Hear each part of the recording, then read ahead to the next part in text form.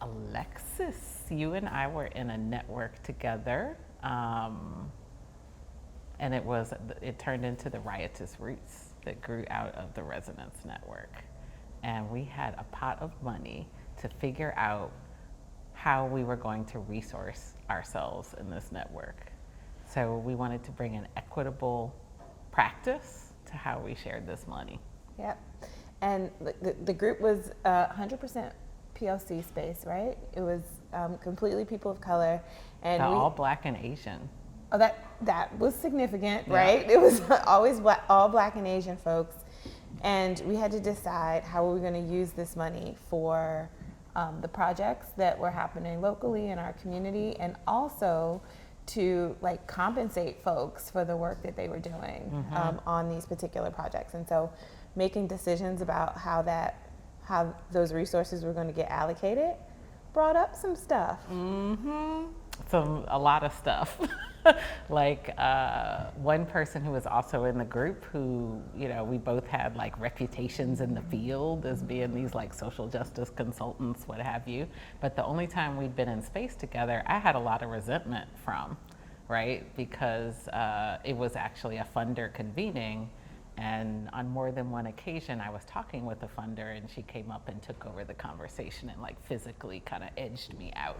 So we had to discuss that before we could even talk about how we were going to share money. Oh. You learned some new stuff. I'm learning some new stuff. Wow. And so the group was racial justice, racial equity and liberation practitioners. And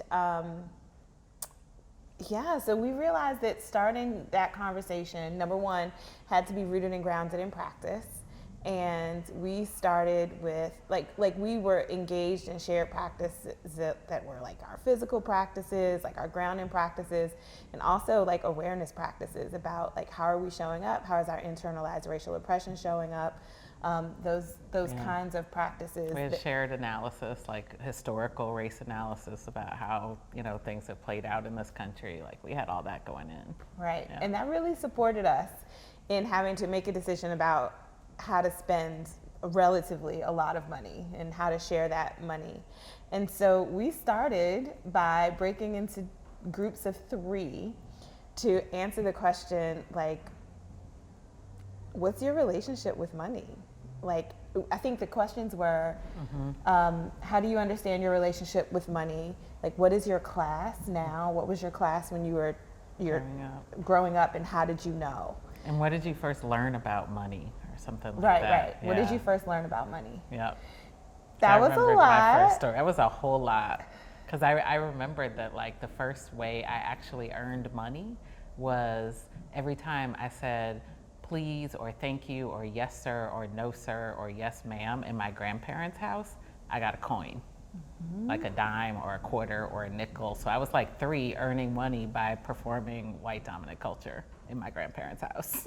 Right. And so I remember learning about money and like thinking about money as an unlimited resource, especially as far as my parents were concerned, because despite the fact that we were poor, so like that is a fact that we were poor, I also had an allowance until I was 25 years old, a weekly allowance. And so I had this expectation. And when I ran out of money, I just went to my dad for more. It's like, that's just what you do. So this is, you can just imagine the places I landed in life in terms of credit score and all kinds of things, like because of this, like because of a relationship with money and not really having conversations about like responsibility with money or even what it meant that we were poor, right?